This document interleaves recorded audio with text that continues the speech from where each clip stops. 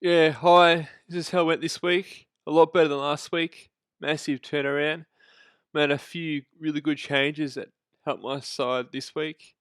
There was one thing though that did let me down this week, and we'll talk about it in a minute. As you can see, a round rank of 5,854, which is pretty good. I'm happy with that, but there's still a few people did do better. Season rank's gone up just about 5,000 ranks, which is pretty good. Back in the top 20k, trying to get into the top 10,000. Let's have a look, see how my team went. So yeah, Tom Stewart brought him in. Fantastic stuff from him. Excellent decision by the looks of it. George Stewart, 118. Very consistent this year. Probably the most consistent players. I don't think he's had a bad score this season. I don't think he's gone huge, like 150 plus, but he just gets over 100 just about every week. So yeah, that's just phenomenal effort from Hewitt. I'm surprised. I wouldn't expect him to be this good of a pick. Maybe like about 105, 110 average, but he's almost getting 120, which is, one of the best defenders this season. More in defender options for Supercoach anyway. Jordan Dawson, 104, cracked 100. Nothing extreme, but nothing terrible. Just your standard 100, which is what you expect from a player of his price point. So yeah, 104, take that. Happy with that. Uh, Cresp, keep mixing him up with Crisps. 97, failed to get 100, which is a little disappointing because I think he was on 70 halfway through the third quarter and was expecting to get like a 110 or at least 100. Couldn't quite crack it, which is a tad disappointing. Collingwood did win. Look, 97 is not too bad. It's not. He hasn't gone extremely well this season. Cresp hasn't gone that those 140, 150 scores. Don't think he's got one. He might have got 130 this year. I can't remember. But he hasn't gone mega big yet. But he hasn't been really bad yet either. I think maybe the first month he was a bit ordinary, but after that he's done pretty well. Jaden Short, 85. Yeah, not performing his best lately. Jaden Short. I mean, 85 is not the best, and he's only 536,000. I thought he actually might average a bit higher this season, like in between 110 and 115, but he hasn't quite got up to that standard as what I thought he would. Still a good option, but I think everyone has Short, so it's not a big deal. Ridley, 98, failed to crack 100. A little disappointing considering he was at 60 at half time. I think because once Port Adelaide stopped dominating and Essendon, we got back on top. And the points dried up for Ridley, which is a bit unfortunate, particularly the third quarter. So, yeah, I guess, we can't, not terrible, just average from Ridley. It's been a mediocre season for Ridley. Hasn't gone extremely well, but not terrible. Glad I got rid of Whitfield instead of Ridley, because Whitfield just been a disaster trade-in. Imagine if I picked Jack Sinclair over him, but in a lot better position, significantly better position. In terms of the bench, Dacos 59 and Rory Thompson didn't even play. Hopefully plays during the buys. Hopefully, I'm not too sure about that. Dacos, 59 is not good enough, so a bit expensive to have a player of him like on the bench, but I've got him as cover for the buys, and once his round 14 buy comes, I'll probably get rid of him. Simply because, I can probably hopefully bring in a rookie, and I think if that Cleary's playing this week though, I could get another defensive rookie in for him round. And just bring that extra cash that could help me bring in another forward. We'll wait and see on that one, but I'll keeping he's in my side for now. In terms of the midfielders there, Oliver 113, not that great. Not not the best either. I mean, he had a good first half, but went away in the second half, just like the rest of his team did. Lockie Neal, 164. I mean, choosing these captain options is just... Look, I picked Neal last week and he didn't get the 160 score, and then I picked McRae and he got 102, which isn't the worst score ever, but you want that 140 plus score, at least 130 plus. And unfortunately, we'll talk about Mills here. He got 117. He played a good game. 40 might scored a little bit more than 117 considering Sydney won.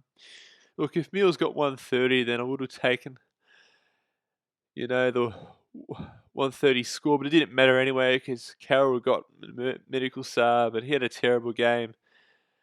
And this has probably been a failed trade-in, to be honest. Unless you've got him for that 1 week where he scored 95, but he's just been terrible since. And he's actually gone down in price, which is pretty bad because he's already under 200k. You don't really see that too often. So this has been a failed selection unless he gets scores above 60 plus. This is going to be a dud selection, and he might not even play, so I can't even use him as a buyer's option. So I'm not too sure what to do with Carroll. I might have to use him as a loophole for the rest of the season. But back to Laird, 118. Just your standard game from Laird. Brought him in a couple of weeks ago. I think, last week I brought him in, and he's been okay. McRae, 102, like I said, disappointing for a captain score. He's been off last month. He had a great start to the season, was one of the better midfielders, high scoring midfielders, and now he's just dropped off. Not too sure with McRae. It's a bit difficult with the Bulldogs because they're swapping roles all the time between midfield and forward, and it's just, I don't think none of the Dogs players are going to be in the top 5. I don't think, just because there's just so many of them. You got Trelaw, you got Smith, you just got so many of them that play that forward midfield role. It's just, I don't know how a team can have that many forward midfielders. It's just crazy. Miller, a bit better this week, actually a lot better, 109. Gold Coast were phenomenal, but it looks like Gold Coast, their next level players are standing up, like Anderson, Rankin, and a few other players are stepping up. They don't rely on Miller as much anymore.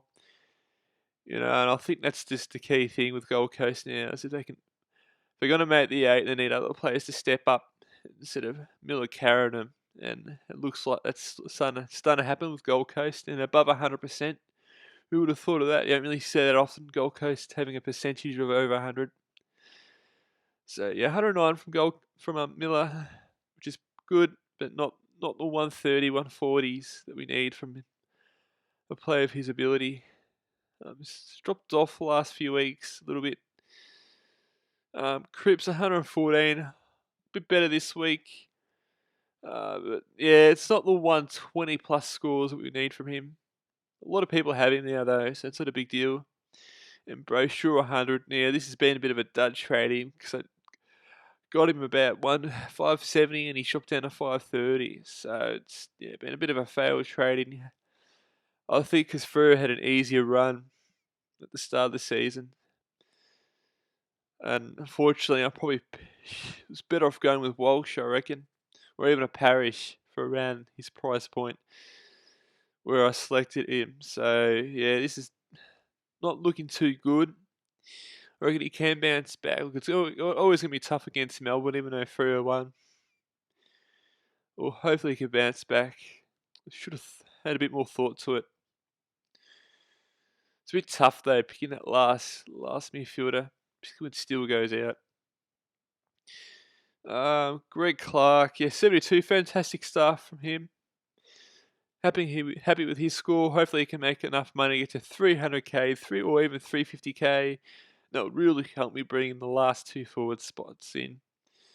Because look, what we've got here is Jack Carroll. He's probably, this has been a disaster now. This rookie option. So I don't know what to do with him. Like I said before, it's probably going to be a loophole. If he is playing for the Buyers, that'd be great. Just have another player there, because I may need him next week. We'll soon see on that. I might make a few trades next week. Brady Howe, look, he actually played and got 67, which is fantastic stuff. So hopefully he can field during the buys. Play during the buys, that'd be great, and even make some money, which could even come in handy. He might even make enough money. Something bring the forward line, fill up my forward line, and maybe even bring in another ruck option depending on the Bruce situation. Talking about the rucks, 118 from Gorn, a bit better this week. was a bit disappointed last month. After that 170, he hasn't performed. He's dropped off a bit. Hayes 61. A little disappointing from Hayes. Draper isn't the best ruckman. I don't think it was a good game for the ruckman. I don't think, because both of the ruckmen scored pretty poorly for this match. So 61's okay for a fill-in, but we still want that cash generation. And unfortunately, his cash is going to stop generating, which probably will impact the money that we need to help fill out the rest of our side. So look, we'll take it for an emergency option. But if you have wits, and I think there's a few other options too, you'll be laughing. Bruce didn't play, so I'm not too sure. Have he plays next week? Although I know we can't, he's got the bye. So look, if you traded in this weekend, might even have been a good option. But if he comes back in, not this week, the week after, hopefully he can get back to that form that he was currently doing. Josh Dunkley, 143, fantastic stuff from him. Maybe I should have went the captain option with him, considering he plays more of a forward role. Bulldogs did dominate, which is why I was thinking, McRae's going to go big, but, it wasn't him that went big, it was English. And looks like I'll have to bring English in at some point, although he's expensive, so it's... Yeah, with Will Brodie, he performed well today. On Saturday, 105, which is pretty good. So he's probably going to be a keeper now, which is good. Yeah, it's just been phenomenal. One of the best pickups this season, to be honest. Luke Parker, 116. Decent game from him. I'm happy with his pickup. Looks like he's going to be a keeper as well. So we'll see with that. Zach Butters, 104. Look, another good game from him. Not phenomenal, not the 140 or 150s we were hoping. But, he's going to be my side, I think, for at least maybe a couple of weeks. At least, not this week. Well, they're not playing. They're going to buy this week, Port. So, back on to Roses, 64. Look, okay score. I reckon he could have got 80. He missed a few shots at goal. And look, it could have been a lot better, like I just said. But it's going to continue his cash generation. And look, they're playing, I think, North next week. So he could still, snag a few goals and get another 70 or 80, which will increase his cash generation, which will help me try to bring in another player, which I'll talk about in a minute. And Jeffrey, 93. This is probably another reason why I did well this week. Bringing him into my side this week's going to help with cash generation and with points on field as well. I don't know where this kid came from, but he's come out of nowhere and he's just helped Gold Coast last couple of weeks. Yeah, look, hopefully he can get to 300k and I can trade him. As in terms of the bench, yeah, look, I took the right options. Because I knew Gold Coast were playing a fairly weak opponent. And Curtis, he's been another failed pickup too. He's actually still made a bit of money, but he's probably going to either stagnate or going to go down. He might even get dropped. It is North Melbourne, so I don't know. And yeah, Rioli was disappointing. So yeah, he's actually lost price, which is not good. He's still got that low score in his system, that's why. Yeah, overall, not too bad. Pretty good round this week. And in terms of trade options, haven't decided yet. Probably going to hold unless something chaotic happens this week.